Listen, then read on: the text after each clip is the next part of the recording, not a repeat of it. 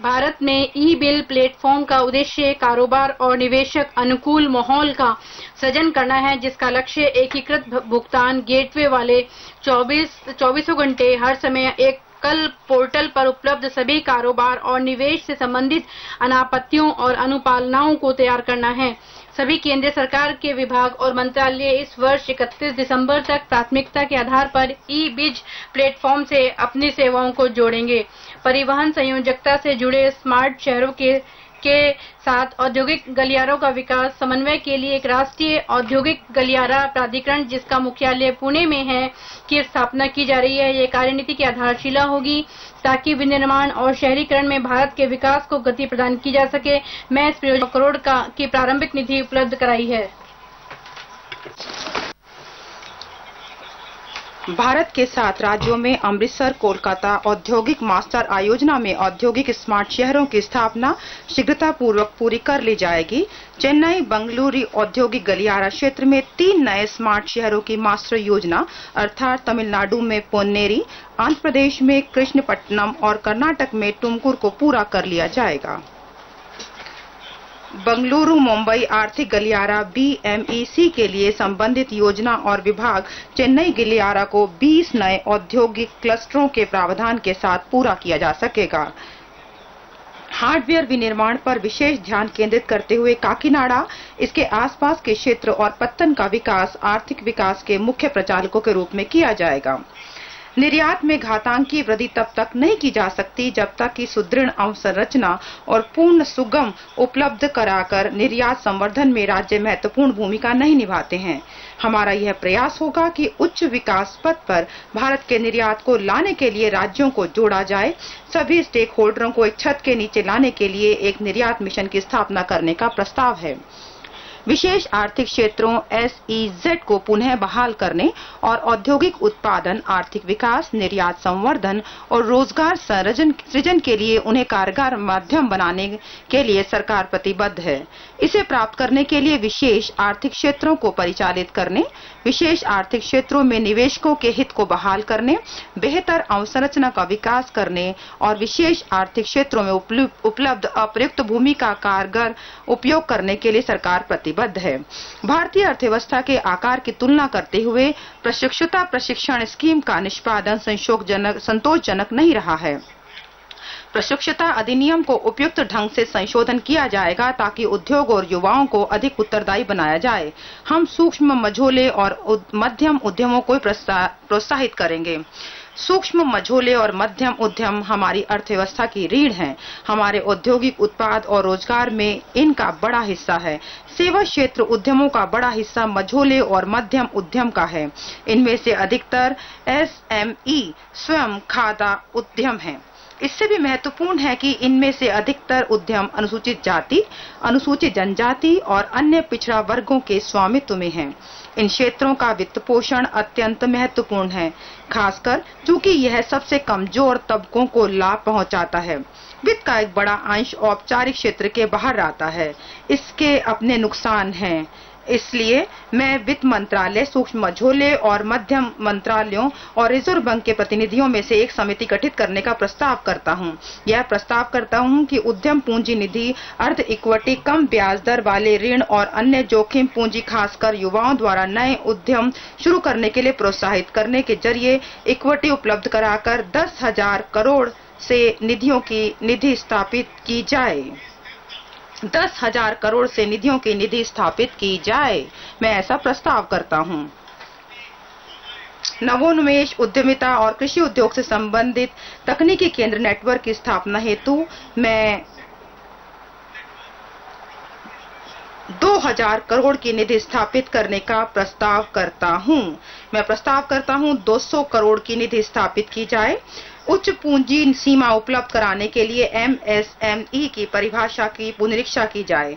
उच्चतर पूंजी सीमा उपलब्ध कराने के लिए MSME की परिभाषा की पुनरीक्षा की जाएगी। अगले और पिछले संयोजनों की सुविधा के लिए भी निर्माण तथा सेवा प्रदाता की बहुमूल्य श्रृंखला का एक कार्यक्रम लागू किया जाएगा।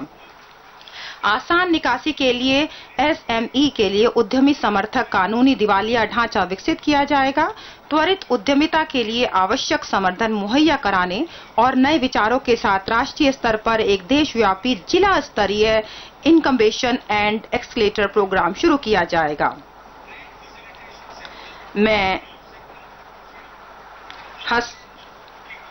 मैं 50 करोड़ का परिव्यय करने वाले एक व्यापार सुविधाकरण केंद्र और एक शिल्प संग्रहालय स्थापित करने का प्रस्ताव करता हूं।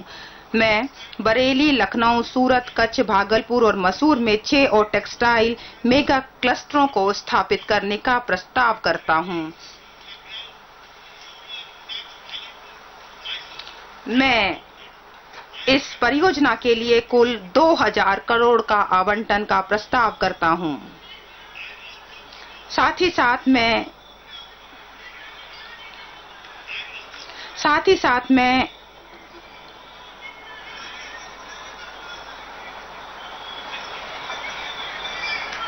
आगे आ रहा है आपका। मैं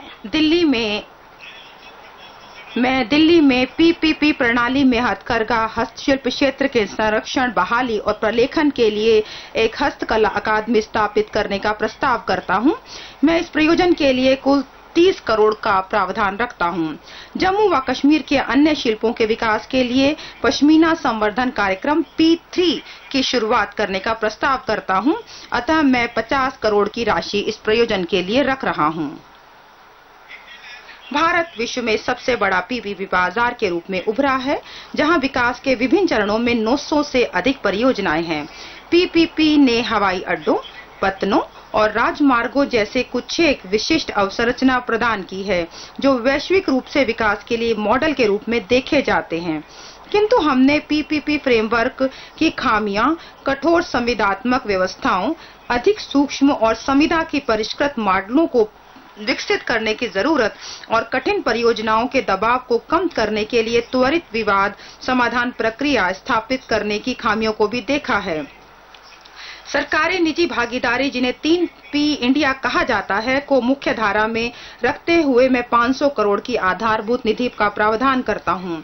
भारतीय नियंत्रित टन भार की वृद्धि को प्रोत्साहित करने के लिए एक नीति तैयार की जाएगी, जिससे कि भारतीय समुद्री यात्रियों के रोजगार में वृद्धि को सुनिश्चित किया जा सके। व्यापार बढ़ाने के लिए पत्तनों का विकास भी महत्वपूर्ण है। पत्तन संयोजकता पर केंद्रित करते हुए इस वर्ष 16 नए पत्तन परियोजनाओं को अवार्ड देने का प्रस्ताव है। चरण 1 के लिए तूतीकोरिन में भाय बंदरगाह परियोजना के विकास के लिए 11,635 करोड़ आवंटित किए जाएंगे। कांडला और JNPT में विशेष आर्थिक क्षेत्रों का विकास किया जाएगा। मौजूदा वित्त वर्ष में भारतीय जहाज निर्माण उद्योग को बढ़ावा देने के लिए एक व्यापक नीति की भी घोषणा की जाएगी। कुछ भी रिकॉर्ड में नहीं जाएगा मंत्री जी के भाषण के अतिरिक्त। मंत्री जी बोलिए। जिंसों की परिवहन क्षमता बढ़ाने हेतु अंतर्देशीय जलमार्ग का विकास व्यापक रूप से सुधारा जा सकता है। 1620 किलोमीटर की दूरी कवर करने के लिए इलाहाबाद और हल्दिया के बीच जल मार्ग विकास राष्ट्रीय जलमार्ग 1 नामक एक गंगा परियोजना विकसित की जाएगी, जिन्हें कम से कम 1500 टन पोतों का वाणिज्यिक नौवहन हो सकेगा। 4200 करोड़ रुपए की अनुमानित लागत से यह परियोजना 6 वर्ष में पूरी होगी। नए विमानपत्तन। हवाई कनेक्टिविटी बढ़ाने के बावजूद हवाई यात्रा आज भी कई इच्छुक भारतीयों के लिए सपना बनी हुई है। टियर 1 तथा टियर 2 में नए विमानपत्तनों की एक स्कीम शुरू की जाएगी, जो कि यथासंभव सार्वजनिक निजी क्षेत्र की भागीदारी से लागू की जाएगी। सड़क क्षेत्र देश के संचार में एक धमनी का काम करता है। इस क्षेत्र को 1998-2004 में NDA 1 के काल में तैयार किया गया था। अवरुद्ध बाधित स्वीकृतियों व निकासियों के साथ साथ इस क्षेत्र में भारी मात्रा में निवेश किए जाने की पुनः आवश्यकता है। मैं NHAI और राज्य सड़कों पर 37,880 के निवेश का प्रस्ताव करता हूं,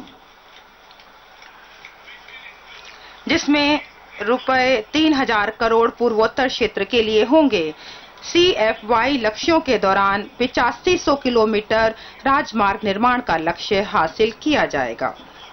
किसी आधुनिक राष्ट्र को परिवहन के बहु साधनों की जरूरत होती है। भारत जैसे विशाल देश में ऐसा परिवहन नेटवर्क होना चाहिए जो भौगोलिक तौर पर दूर दराज के नगरों के बीच तीव्र यात्रा सुनिश्चित करे। इससे देश में वस्तुओं का परिवहन सुलभ होने से आपूर्ति चेन में भी सुधार होगा। औद्योगिक गलियारों के साथ साथ हमें चुनिंदा एक्सप्रेसवे पर भी काम शुरू करना होगा। इस परियोजना की तैयारी के लिए NHAI ने रुपए 5,000 करोड़ की राशि नियत की है।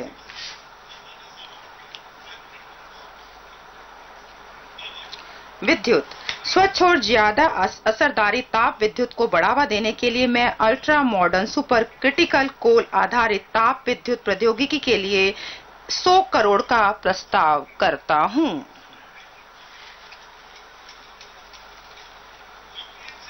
घरेलू कोयला उत्पादन बढ़ाने के लिए व्यापक बंदोबस्त किए जा रहे हैं, जिसमें गुणवत्ता नियंत्रण और पर्यावरण संरक्षण, जिसमें क्रस्ट कोल की आपूर्ति और वॉशरीज की स्थापना भी शामिल है।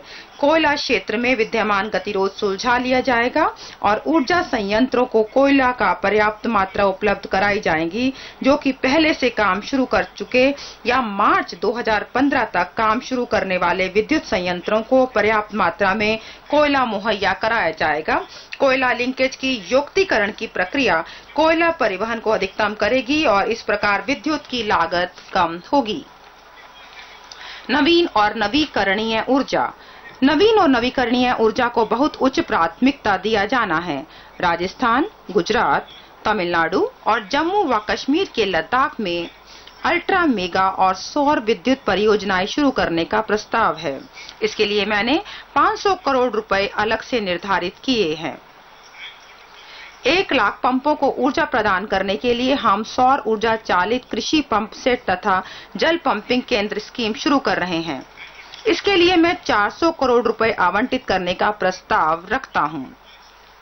नहरों के किनारे 1 मेगावाट सौर पार्कों के विकास के लिए अतिरिक्त 100 करोड़ रुपए अलग से रखे गए हैं।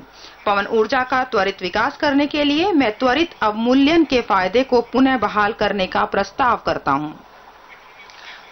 पेट्रोलियम और प्राकृतिक गैस। मेरी सरकार की मंशा है कि कोयला क्षेत्र में आरक्षित मीथेन का उत्पादन और दोहन तीव्र गति से हो सके। ऐसे स्थलों से अधिकाधिक उत्पादन करने के लिए पुराने या बंद पड़े कुओं को दोबारा खोलने हेतु आधुनिक प्रौद्योगिकी के उपयोग की संभावना की भी तलाश की जाएगी। पेट्रोलियम और प्राकृतिक गैस की उपयोगिता मिशन मोड में तेजी से बढ़ाई जाएगी, क्योंकि यह स्वच्छ है और इसकी प्रदायकी में सहूलियत भी होती है। इस समय देश में हमारे पास 15,000 kilometre gas pipe line system है। देश भर में गैस ग्रिड पूरा करने के लिए अतिरिक्त 15,000 किलोमीटर पाइपलाइन की आवश्यकता है। यह प्रस्ताव है कि उपयुक्त सरकारी निजी भागीदारी मॉडलों का उपयोग करते हुए इन पाइपलाइनों का विस्तार किया जाए। घरेलू तथा आयातित गैस का उपयोग बढ़ाने में इससे सहायता मिलेगी, जो लंबे समय में ऊर्जा के किसी एक स्रोत पर निर्भरता कम करने में फायदेमंद होगा। खनन। पर्यावरणीय सरोकारों का त्याग किए बगैर उद्योग की आवश्यकताओं को पर्याप्त रूप से पूरा करने के लिए सतत खनन प्रचालनों को प्रोत्साहित करना और खनन सेक्टर में निवेश को प्रोत्साहन देना मेरी सरकार की मंशा है। लौह अयस्क के खनन सहित खनन सेक्टर में बाधाओं की शीघ्रता को दूर करने की आवश्यकता है। इसे सुसाध्य बनाने के लिए यदि आवश्यक हो तो MDR अधिनियम 1957 में परिवर्तन लाया जाएगा। खनिजों पर रॉयल्टी की दर में संशोधन करने के लिए अनेक राज्य सरकारों से अनुरोध किए गए हैं। माननीय सदस्य, आप जानते हैं कि रॉयल्टी में संशोधन 3 वर्ष की अवधि के बाद किया जा सकता है। पिछली बार अगस्त 2009 में संशोधन किया गया था। अतः राज्य सरकारों के लिए अधिकाधिक राजस्व सुनिश्चित करने हेतु एक और संशोधन किया जाएगा।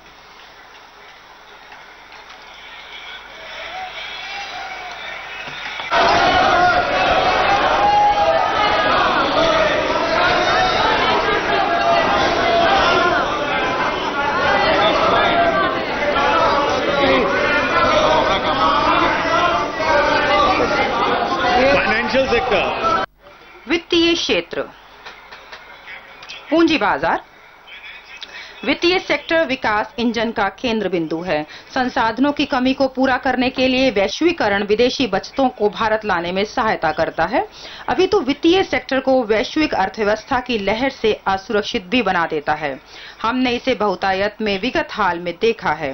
कानूनी विनियामक ढांचे को सुदृढ़ करना और आधुनिक बनाना अनिवार्य है। भारतीय वित्तीय संहिता जैसे कुछ महत्वपूर्ण सिफारिशें हैं जो बेहतर अभिशासन और जवाबदेही के लिए आवश्यक समझा जाता है। इस पर शीघ्रता से सभी पण्यधारकों के साथ परामर्श की चालू प्रक्रिया को पूरा करना मेरा प्रयास होगा। बढ़ती जटिल अर्थव्यवस्थाओं की चुनौतियों का सामना करने के लिए आधुनिक मौद्रिक नीति ढांचा अपनाना भी अनिवार्य है। सरकार भारतीय रिजर्व बैंक के साथ गहन परामर्श करके ऐसी मौद्रिक नीति ढांचा लाएगी।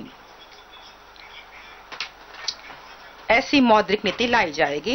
यद्यपि उपयुक्त उपायों के प्रभाव मध्य अवधि में महसूस किए जाएंगे। इसी उद्देश्य के लिए मैं निम्नलिखित का प्रस्ताव रखता हूं।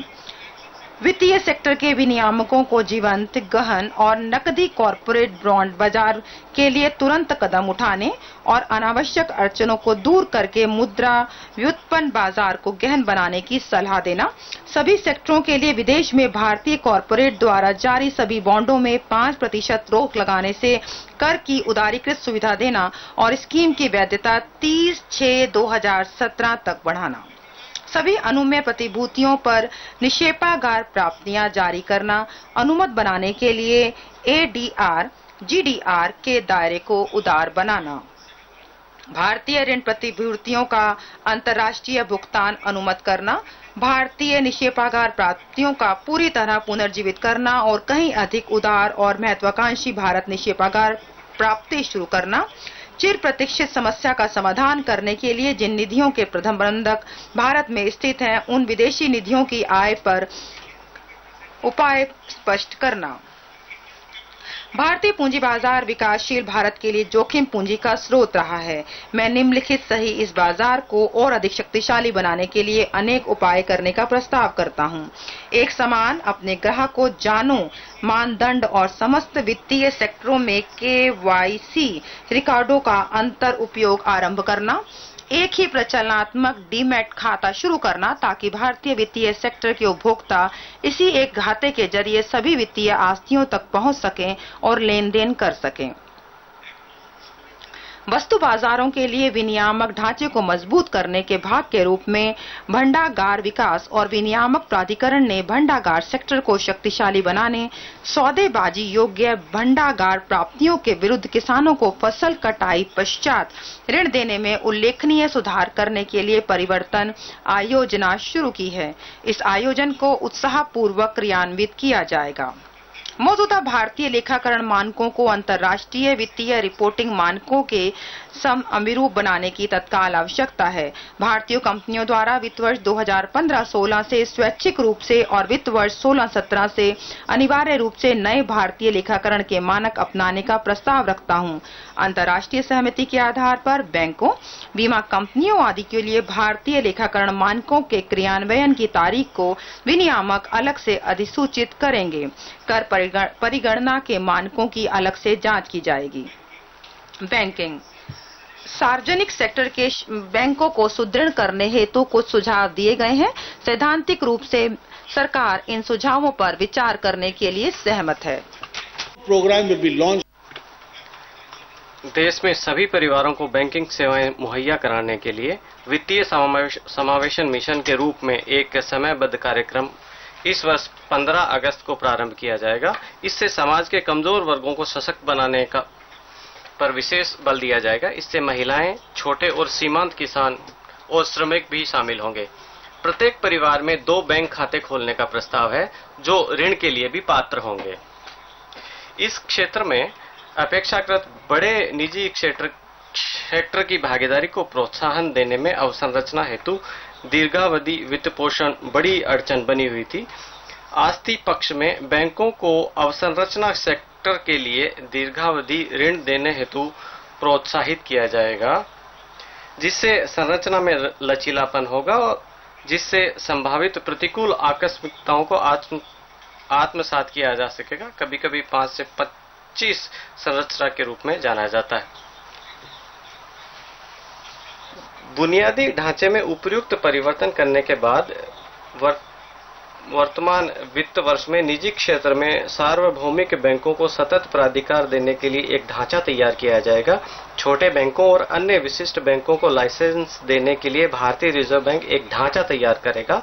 आला हितों की पूर्ति करने वाले विशिष्ट बैंक, स्थानीय क्षेत्र के बैंक, भुगतान बैंक आदि की परिकल्पना छोटे कारोबारों, असंगठित क्षेत्र, निम्न आय वाले परिवारों, किसानों और प्रवासी कार्य बल्कि ऋण और प्रेषण संबंधी जरूरतों को पूरी करने के लिए की गई है। सरकारी क्षेत्र के बैंकों की उत्पादन आस्तियां जुटाना एक चिंता का विषय है। छत्तीसगढ़, बेंगलुरु, एर्नाकुलम, देहरादून, सिलीगुड़ी और हैदराबाद में 6 नए ऋण वसूली न्यायाधिकरण स्थापित किए जाएंगे। अन्य बालित अस्थियों को पुनरुद्धार करने के लिए सरकार कारगर उपाय करेगी। भारत में बीमा के लाभ जनसंख्या के एक बड़े भाग तक नहीं पहुंच पाए हैं और बीमा की पैठ एक सघनता बहुत कम है। सरकार बहुआयामी तरीके से इस स्थिति का समाधान करने के लिए कार्य करेगी। इसके लिए सभी संबंधित पणधारकों की सहायता ली जाएगी। इसमें उपयुक्त कर प्रोत्साहन, बैंकिंग संपर्कों का उपयोग, निजी सेक्टर की बीमा द्वारा खोले गए वृहद कार्यालयों को सुदृढ़ करना शामिल होंगे। संसद के विचारार्थ लंबित बीमा कानून संशोधन विधेयक को भी इसमें लाने का प्रस्ताव है। वित्तीय क्षेत्र में सुधार के अंतर्गत कानूनी प्रयासों के भाग के रूप में इनामी चिट और धन परिचालन स्कीम पाबंदी अधिनियम 1978 के तहत विनियामक कमी को पाटने का प्रस्ताव है। इन उपायों से कंपनियों और निकायों का कारगर विनियमन सुसाध्य होगा, जिससे देश में अनेक निर्धनों और असुरक्षित लोगों को धोखा दिया है। बचत दर में गिरावट की चिंता को दूर करने और अल्प बचतकर्ताओं के लिए प्रतिलाभ बढ़ाने के लिए मैं अल्प बचतों का पुनरुद्धार करने का प्रस्ताव करता हूं। मेरी सरकार कन्या के कल्याण को सर्वाधिक महत्व देती है। कन्या को शिक्षा देने और उसके विवाह की आवश्यकताओं को पूरा करने के लिए एक विशेष अल्प बचत लिखित शुरू की जाएगी। बीमा कवर के साथ राष्ट्रीय बचत प्रमाण पत्र भी अल्प बचतकर्ता को अतिरिक्त फायदा पहुंचाने के लिए शुरू किया जाएगा। लोक भविष्य निधि स्कीम में वार्षिक अधिकतम सीमा को मौजूदा 1 लाख रुपए से बढ़ाकर 1,50,000 रुपए किया जाएगा। हमारे देश की सुरक्षा के साथ कोई समझौता नहीं किया जाएगा, अतः मैं रक्षा के लिए मौजूदा वित्त वर्ष में 2,30,000 करोड़ रुपए आवंटित करने का प्रस्ताव रखता हूं। हम साहसी सिपाहियों के प्रति अपनी वचनबद्धता की पुनः पुष्टि करते हैं। पेंशन की विसंगतियों को दूर करने के लिए सरकार द्वारा एक रैंक एक पेंशन की नीति अपनाई गई है। इस वर्ष की आवश्यकता पूरी करने के लिए 1,000 करोड़ रुपए निर्धारित करने का प्रस्ताव रखते हैं। सशस्त्र बलों का आधुनिकीकरण महत्वपूर्ण है ताकि भारत के सामरिक हितों की रक्षा में अपनी कारगर भूमिका निभाने हेतु उन्हें सामर्थ्य बनाया जा सके। अतः मैं मौजूदा वित्त वर्ष में रक्षा हेतु पूंजी परिव्यय 5,000 करोड़ रुपए बढ़ाने का प्रस्ताव रखता हूं। इससे सीमावर्ती क्षेत्र में रेल प्रणाली का त्वरित विकास करने के लिए 1,000 करोड़ रुपए शामिल है। अधिप्राप्ति की प्रक्रिया तेज और अधिक सक्षम बनाने के लिए इसे सरल और कारगर बनाने हेतु अनिवार्य कदम भी उठाए जाएंगे। युद्ध स्मारक देश के सम्मान की रक्षा के लिए महान बलिदान देने हेतु सशस्त्र बलों के अधिकारियों और जवानों के प्रति देश ऋणी है। ऐसा करने में उनमें से बहुत सौ ने अपनी जान गंवाई है। उनके स्मरण में उपयुक्त स्मारक खड़ा करना राष्ट्र के लिए गौरव की बात है। मुझे यह कहते हुए प्रसन्नता हो रही है कि प्रिंसेस पार्क में युद्ध स्मारक बनाया जाएगा। इसका अनुपूरण युद्ध संग्रहालय द्वारा होगा। इसके लिए मैं 100 करोड़ रुपए का आवंटन देता हूं। वर्ष 2011 में सरकारी और निजी क्षेत्र की कंपनियों को आवश्यक संसाधन मुहैया कराने के लिए अलग से एक निधि की घोषणा की गई थी। इसमें एसएमई तथा देश में अत्याधुनिक प्रौद्योगिकी क्षमता वाली रक्षा प्रणाली के अनुसंधान और विकास में सहायक शैक्षिक और वैज्ञानिक संस्थाएं शामिल हैं। तथापि घोषणा के अलावा और कोई कार्य इसमें नहीं हुआ। इसलिए इस उद्देश्य की सहायता के लिए प्रौद्योगिकी विकास निधि स्थापित करने हेतु मैं 100 करोड़ रुपए निर्धारित करता हूं। राज्य पुलिसों के आधुनिकीकरण की स्कीम की समीक्षा की जाएगी। मैं मौजूदा वित्त वर्ष में आवंटन 2013 के 1847 करोड़ से बढ़ाकर 3000 करोड़ करने का प्रस्ताव रखता हूं। वामपंथी उग्रवाद प्रभावित जिलों का अतिरिक्त केंद्रीय सहायता के रूप में छोटे परंतु अति आवश्यक विकास गतियों को पूरा करने के लिए भी मैं अतिरिक्त निधियां आवंटित करता हूं। सीमा अवसंरचना के सुदृढ़ीकरण और आधुनिकीकरण के लिए 2250 करोड़ रुपए का रखा गया है। इसके अतिरिक्त सीमावर्ती गांवों के सामाजिक आर्थिक विकास के लिए 990 करोड़ रुपए आवंटित किया गया है। समुद्री पुलिस थाना, जेट्टीज के निर्माण और नावों की खरीद आदि के लिए 150 करोड़ रुपए अलग से रखा गया है।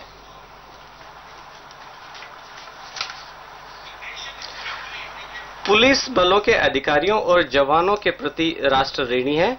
इनमें केंद्रीय सशस्त्र पुलिस बल भी शामिल हैं, जो देश के भीतर लगातार दुश्मनों से लड़ते रहते हैं और इस प्रक्रिया में कर्तव्य का पालन करते हुए अपने जीवन का बलिदान देते हैं। मैं उपयुक्त राष्ट्रीय पुलिस स्मारक बनाने की घोषणा करता हूं। मौजूदा वित्त वर्ष में मैं इसके लिए 50 करोड़ रुपए की राशि प्रदान करता हूं। भारत की समृद्ध संस्कृति, ऐतिहासिक, धार्मिक और प्राकृतिक धरोहर उद्योग के रूप में पर्यटन के विकास और रोजगार सृजन के लिए बड़ी संभावना प्रदान करती है। हम विशिष्ट थीमों के इर्द गिर्द 5 सर्किट बनाने का प्रस्ताव रखते हैं। इसके लिए हम 500 करोड़ रुपए देने का प्रस्ताव रखते हैं। राष्ट्रीय तीर्थ स्थल पुनरुद्धार और आध्यात्मिक परिवर्धन कार्यक्रम प्रसाद शुरू किया जाएगा। इस प्रयोजन के लिए 100 करोड़ रुपए नियत किए गए हैं। विरासत नगरों की विशिष्टताओं के संरक्षण और परिरक्षण के लिए राष्ट्रीय विरासत नगर विकास एवं संवर्धन योजना हृदय लागू की जाएगी। इस परियोजना का ये कार्यक्रम मथुरा, अमृतसर, गया, कांचीपुरम, बेलाकननी और अजमेर जैसे शहरों में प्रारंभ करने का प्रस्ताव करता हूं और इस कार्यक्रम के लिए मैं 200 करोड़ रुपए का प्रस्ताव करता हूं। किफायती तकनीकों और सहभागिता के आधार पर परियोजना सरकार, अकादमिक संस्थाओं और स्थानीय समुदायों द्वारा लागू की जाएगी। पुरातात्विक स्थलों के परिरक्षण की ओर भी अविलंब ध्यान दिया जाना जरूरी है, अन्यथा अपनी भावी पीढ़ी के लिए हम कहीं इन प्राचीन विरासतों से हाथ ना धो बैठें। इस वर्ष के लिए मैं 100 करोड़ का प्रस्ताव करता हूं। पूरे विश्व से पर्यटकों को आकर्षित करने के लिए विश्व स्तरीय पर्यटन सुविधाओं के साथ सारनाथ, गया, वाराणसी, बौद्ध सर्किट विकसित किया जाएगा। इधर कई वर्षों से गोवा अंतर्राष्ट्रीय सम्मेलनों के प्रमुख केंद्र के रूप में उभरा है। ये भारत के अंतर्राष्ट्रीय फिल्म समारोह के एक स्थायी स्थल के रूप में घोषित हो चुका है। यहाँ एक विश्व स्तरीय समारोह स्थल विकसित किए जाने की महती आवश्यकता है। ये कार्य निजी क्षेत्र के सक्रिय तथा घनिष्ठ सहभागिता द्वारा ही संपन्न किया जा सकता है। भारत सरकार VGF स्कीम के जरिए सार्वजनिक निजी भागीदारी के आधार पर सुविधाएं सृजित करने की पहल को पूरा समर्थन देगी। नदियों को जोड़ना। नदियां जीवन की रेखाएं हैं। वे हमें सिर्फ खाद्यान्न उत्पादन के लिए सिंचाई ही नहीं देती, अपितु पेयजल भी उपलब्ध कराती हैं। दुर्भाग्य से ये सदा नीरा नदियां पूरे देश में समान रूप से नहीं बहती। इसलिए नदियों को जोड़ने का प्रयास देश के लिए असाधारण रूप से लाभकारी हो सकता है। यही समय है जब हम इस दिशा में गंभीरतापूर्वक आगे बढ़ें। इस संबंध में मैं विस्तृत रिपोर्ट तैयार करने के लिए 100 करोड़ रुपए का प्रस्ताव करता हूं। रिपोर्ट के लिए 100 करोड़ दे रहा हूं। गंगा जो कि 100 crore rupees for a report.